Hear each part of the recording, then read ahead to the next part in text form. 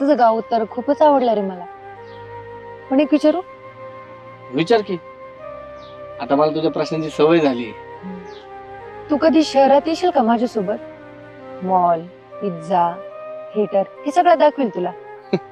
त्यापेक्षा मी तुला आमच्या शिवारातली संत्र्याची बाग दाखवेन, आंब्याच्या झाडाखाली बसवेन आणि सगळं ऊसाचं शेत दाखवेन. तुला आवडेल का? तुम्हाला कोल्ड्रिंक्स ऐवजी ऊसाचा रस पाशील का? हो पाहिजे ना. तेही प्रेमानं. अगं त्याची मजाच वेगळी असेल. तू बोलणं इतकं गोड आहे ना की त्यावरच मला नशा चढते बघ. मी पण तुला एक विचारू? विचार की. मलाही तुझ्या प्रश्नाची सवय होऊ दे आता. मला सांग, माझ्यासारख्या खेडवळ साध्या सुद्या शेतकऱ्याच्या मुलात काय पाहिलं? म्हणजे तुला कितीतरी मुलं भेटली असते चांगली, हायफाय राहणारी, नोकरी करणारी. अरे येडपटा, जे तुझ्यात आहे ना ते कोणातच नाहीये बघ. तुझा तो रांगटपणा, तुझ्या डोळ्यातलं ते खरं प्रेम, ना दिखावा ना बनावटपणा, आणि हेच मला भाळून गेलं. रघु, तू मला ना जगण्यातली एक साधीशी मजा शिकवलीस आणि एक वेगळीच दुनिया दाखवलीस. आणि तू मला स्वप्न बघायला शिकवलं. कामिनी, माझं जग तुझ्याशिवाय अपूर्ण आहे का? रघु, आपलं लग्न झालं ना की मी मस्तपैकी संध्याकाळी ना तुझ्यासोबत शेत फिरायला येईल. आणि मी मस्त तुला चुलीवरचा चहा पाजेन, मग आपण तो पावसात बसून प्यायचा.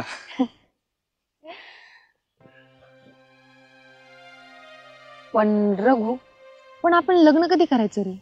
अगं मला आत्ता करावं वाटतंय ग, पण काय करू? आबांचा विचार घ्यावा लागेल, दादा वहिनी त्यांना विचारावं लागेल. अगं आजपर्यंत मी त्यांच्या शब्दाच्या पुढे नाही गेलोय ग.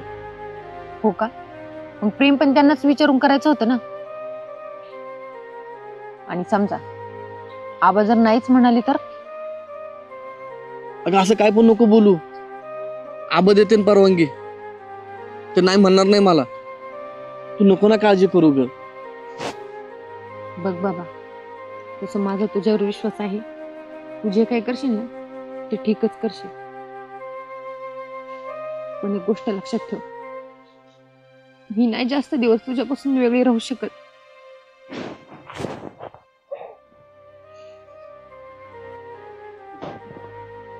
आणि मी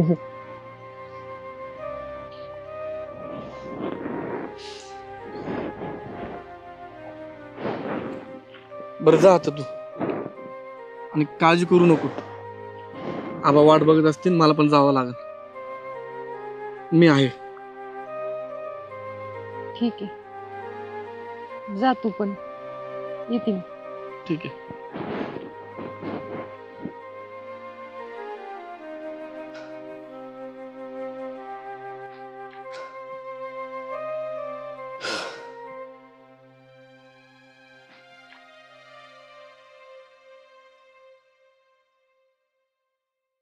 पावसामध्ये रोप आहे चांगला अजून. हा 4.5 पायले रोप टाकेले. अरे पण काय झालं, त्या पावसानं झोडपल्यामुळं थोडं पातळ झालं. काही का व्हायना पण राहिलंय ना. हा अडीच पावणे 3 एकर लागड होईन असं आहे ते. मला एक काम कर, हा. तर तुला नसलं लावायचं तर 1 एकराचं मला दे. काय जे जगात भाव असेल ते तुला देऊन टाकेल. अरे कांद्याचं रोप तुला नाही द्यायचं तर मग कोणाला द्यायचं? अरे तो माझा जीवाचा जीवलग मित्र. हा अबाय, 1/2 पाऊण एकर मै लागण होईन, 1-1.5 एकर तू होईन. काय हरकत नाही, देऊन टाकीन तुला रोप. चालेल मग मी काय करतो आता, ते ट्रॅक्टर बोलितो आणि तेवढ्या 1 भराच्या सऱ्या घेतो पाडून. अरे चालेल ना भाऊ. मग अबाय, तो इकडे जर बाया नसल्या ना, आमची इथं त्या शेजाऱ्या पाजारच्या 2-4 बाया आहेत. हा त्या रोजानं लावून घेऊन तुला देऊ. उपटून देऊ. चालेल आम्हाला तेवढी मदत झाली ना, त्यांची रोजंदारी मी काय असेल ती देऊन टाकेन. तू देणार असेल मला माहिती आहे ना. आणि म्हणून तर मी छातीला हात लावून सांगितलं का त्या 2-4 बाया लावू, तो रान तयार झालं का मला नुसता फोन कर. चालेल यालाच म्हणतात मैत्री. अरे जीवाचा जीवलग मित्र. लय दिवसातून येणं केलं तर फक्त रोप मागायला आलता काय? तसं नाही, काय मी सगळीकडे बघितले पण मला या पावसात कोणाचीच रोपं नाही राहिले. मला तो दिसला का, चला म्हणलं तुला विचारून बघा. तुला जर नसलं लावायचं तर मी लावतो, म्हणून विचारलं. अरे रोपच 4.5 पायले टाकलेले ते रोप आहे ना, मला 1/2 पाऊण एकरच करायचंय. त्याच्यात 2-2.5 एकर लागड होईल. दुसऱ्याला देण्यापेक्षा 2 पैशाने तुला कमी का जास्त देऊन टाकीन मी. ठीक आहे चालतंय. नवी काय टाकलं नाही काय कोणी जनावराला काही. कुठं गेला बाई हा माणूस काय माहिती 2 दिवसापासून एक काम सांगितले ते पण धडवायना. ओ ऐकलं का 2 दिवसापासून कांदे आणायला सांगितलं तुम्हाला नाही जमलं ना. हो ऐकायला येतं का. काय रे तू एवढत राहते निस मला नाही ऐकायला येत. काही उळती म्हणजे मग? कालपासून एक काम सांगितलंय काम म्हणलं त्या माणसाला काही ऐकायला येतं का. अहो 2 दिवसापासून कांदे आणायला सांगितले तुम्हाला कुठे कांदे. अगं नाही वेळ मिळाला मला भुसाऱ्याकडे जायला. मी काय तो बापाची नौकर आहे का. तो बाई मी कुठं म्हणलं माझ्या बापाचं नोकर आहे. अहो नवरात आहे ना माझा नवरा म्हणून काही जबाबदारी आहे की नाही तुमची. घरातलं काही काम करायचं म्हणलं तर नकोच म्हणतो बाई बाबा. वाजव तुझा फुटकं तोंड. मीच लगन करून बसवलो तो आहे संग. नाही हो तुमची नाही चूक माझी चूक झाली. तुमच्या सोबत काय ना बेवड्या सोबत लग्न केलं नाही माझी चूक झाली. माझ्या बापाने तुमच्यासारख्या दारुड्या सोबत लग्न करण्याऐवजी मला विहिरीत ढकलून दिली असती ना ते बरं झालं असतं. तो घराकडून आवाज येतो रे भांडणाचा. आईला माझ्या घराकडूनच आवाज दिसतोय. चालतं गाण्याच्या बायकोचं भांडण तरी चालू. आयला भाऊ अवघड आहे ह्या नवरा बायकोच. अरे 4 वर्ष झाले लग्नाला उठले का भांडणं मी म्हणतो हे संसार करते का नाही हात प्रश्न पडलाय मला. मला काय म्हणायचं हा. अबे माणसाची तारमळ असू दे पण घरात कचकच नको. अरे कवर सांगू मी यांना मी सांगून येडा व्हायची पाळी. अरे हा? एक काम करतो आता तो बस इथं मी जरा त्यांना समजून सांगून येतो. हा पण दापून घे फक्त. अरे सांगावंच लागन मला त्यांना हाणून मारून जमन का सांग बरं. हा आता ते शहाणे झालेत हा फक्त त्यांना दाब. ठीक आरडावरड करू नाही, नको नाही. आणि जरा सबुरीने घे. नाही येतो सांगू ना. हा घरातलं तर काम करायला नको गावभर हिंडायला जमत फक्त त्या मित्रांसोबत. पारावर 4-4 तास गप्पा मारतात तेव्हा नसेल वेळ पुरत नाही का. पारावर गप्पा मारेल का सगळे पारावर माझ्यासाठीच बसले का तिथं. नाही ना पण घरातलं काम सांगितलं का ते नकोच म्हणायचं ना मग वेळ जातो कुठं. वेळ जातो कुठं काय जात हे गायचं याचं त्याचं पाहावं लागत. तू पाहते का येऊ. तिकडं गावभर दिवसभर त्या पारावर गप्पा मारायला जमतं का तेव्हा आहे का वेळ. अरे माझ्यासाठी काय ते पोरं बसेले का पारायणवर. हा हे जनावरच कोण करीन रे. कोण करतं म्हणजे मी करते सगळं मी या काय घरात करते, सगळे घरात काम. अरे जरा थांबा काय लावलं तमाशा लावल्यावानी. हा काय आवाज चालला सगळे शेजारी पाजारी बघत येत ना. इतकी आडतात अख्ख्या गावात जत्रा भरल्यासारखी. आबा ऐका ना तिचं मग ती काय म्हणून राहिली. काय गणू तू पण जरा समजूतदारपणा शारदा तू जरा समजूतदारपणा घे. अहो आबा तुम्हाला माहिती का या माणसाला मी 2 दिवसापासून कांदे आणायला लावले ते पण आणणं व्हायना. असं बी नाही ना आले 12 कोसावरून आणायचे फक्त भुसारातून तर काढून आणायचे. अहो तुम्हाला सांगते आबा या माणसा डोक्यावर ना फक्त केस आहे केस आखलीचा तर अजिबात पत्ता नाही. बाबा आता इथं तोंड कसं चालू राहिलं. अरे शांत बसा तुम्ही नाही तर नारळाच्या झाडाला बांधून ठेवून तुम्हाला. अरे गणू जावा भुसाऱ्यातून 2 कांदे घेऊन यावा कालवणाला याला. शारदा तू जरा समजूतदारपणा घे जा चहा ठेव. नेहमी मीच घ्यायचा समजूतदारपणा. अरे गणू बायकोने सांगितलेले काम करीत जावा जाऊन आणा भुसाऱ्यातून कांदे. बायकोनं सांगितलेले काम कोणते नाही केले मग. चल चहा पिऊ चल. चला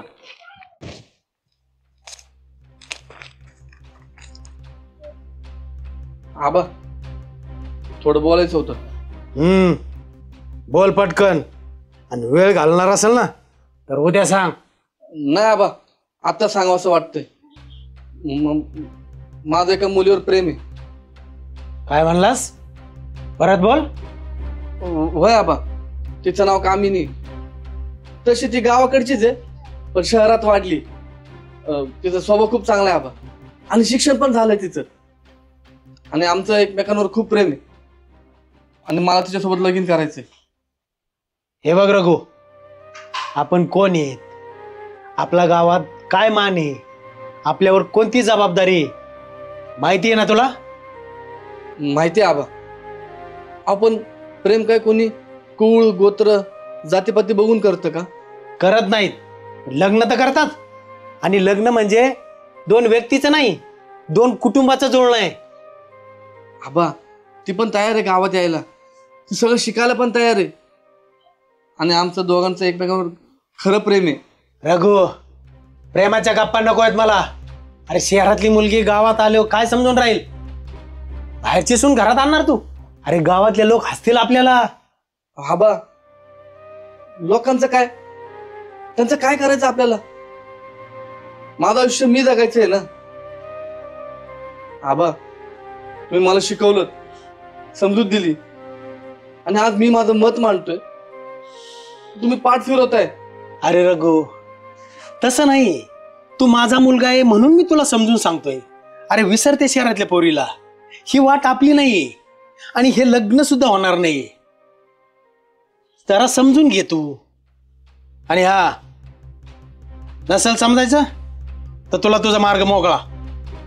कळला? ठीक आहे आबा, मी पण माझं मत सांगतो. मी लगीन करेन तर कामिनीशीच करेन, नाहीतर हे जग सोडायला तयार होईल.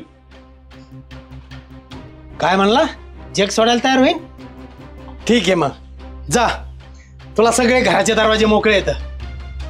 आणि पुन्हा तोंड सुद्धा दाखवू नकोस. बाप मेला असं समज. अरे काळी तव्यावर ठेवून सांगतो, चल निघ इथून.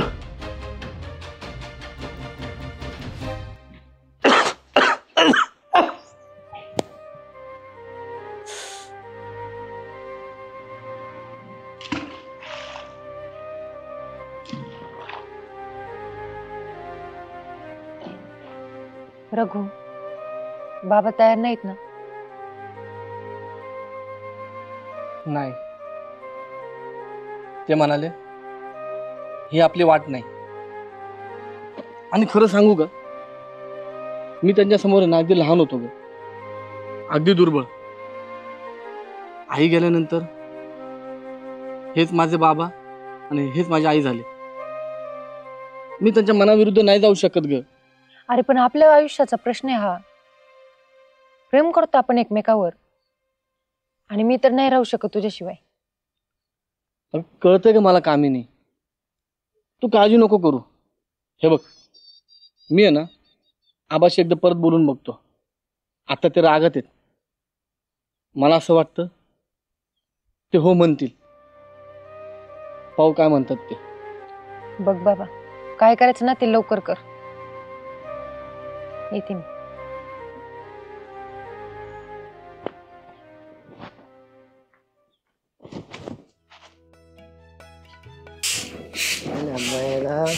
पाणी पाजत सांगितलं होतं, पाजलं की नाही काय माहिती. काय तुला पाणी पाजत सांगितलं होतं गायला?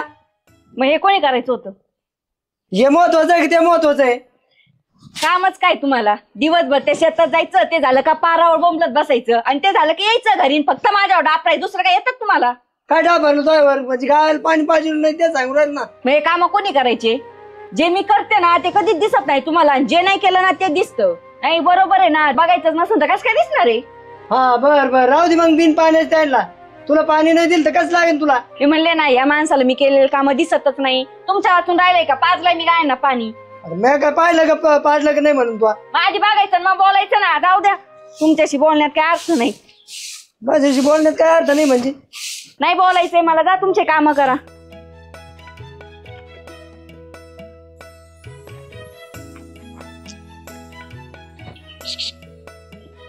रघु, रघु,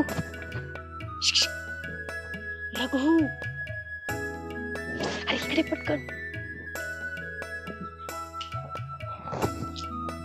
ये ना, पटकन.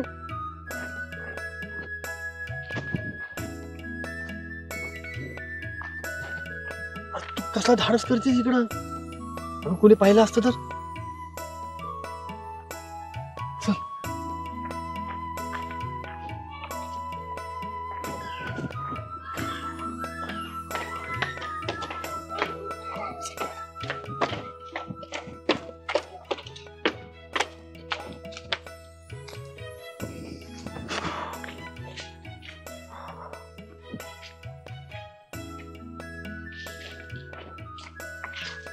काय वेडापणा लावला तू? मला ना राहतच नाही रघु.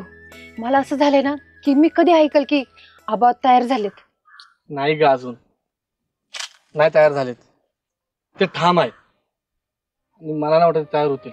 अरे किती वेळ असं जर चालू राहिलं ना तर मी खचून जाईल. आणि जर जर आबा जर नाही बोलले तर मग आपण पळून जाऊ. कामिनी, अगं असं नको बोलू.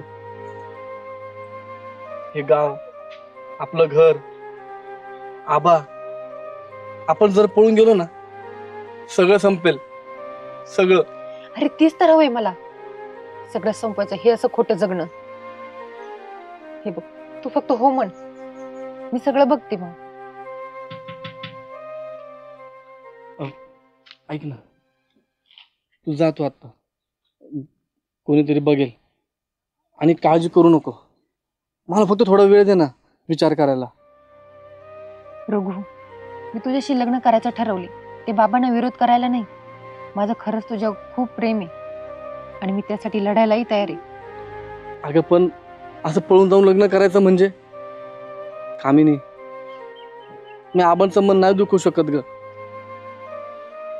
कधी कधी ना खरं प्रेम टिकवण्यासाठी ना तात्पुरती बंडखोरी करावी लागते. आणि तू म्हणालास ना की तुझ्या घरची सून म्हणून यायचे मला, तर मी तयार आहे. पण जर त्यांनाच आपलं आयुष्य हिरावून घ्यायचं असेल तर मी तुला घेऊन पळून जाईल. अगं असं नको बोलू कामिनी, माझ्या आबांचा तुझ्यावर विश्वास नाहीये ग. त्यांना असं वाटतं की तू गावात टिकणार नाहीस. माझ्यात काय कमतरता वाटते अरे त्यांना? मी सगळं काम करेल. मी गायचं शेण भरेल, गायचं दूधही काढेल, अंगण सारवेल, चूलही पेटवेल. आणि जे तुझ्यावर प्रेम आहे ना ते शिकवायला लागत नाही. त्यासाठी मी काहीही करेल. रघु, उद्या पहाटे मंदिरात मी येईल आणि जर तू आलास ना तर ही कामिनी कायमची तुझी होईल. हे बघ कामिनी, मी येईन, पण मला एक वचन दे. आपण पळून जाऊ, पण आबाची मान खाली जाऊ द्यायची नाही. रघु, मी तुझं प्रेम आहे, संकट नाही. येईल तो, नक्की येईल.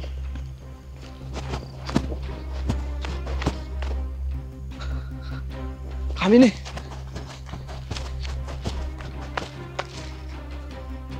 मी आलो कामिनी, आपलं स्वप्न पूर्ण करण्यासाठी.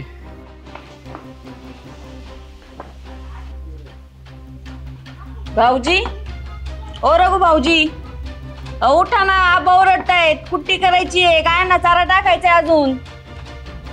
भाऊजी उठा ना. भाऊजी, अरे कुठे गेलेत भाऊजी? त्यांचा आतरुण दिसेना आणि चप्पल पण नाहीये. कुठे गेले असतील? आबा, ओ आबा, आबा, ओ आबा. काय रे शारदा, अहो भाऊजी नाहीत घरात. घरात नाही? आबा,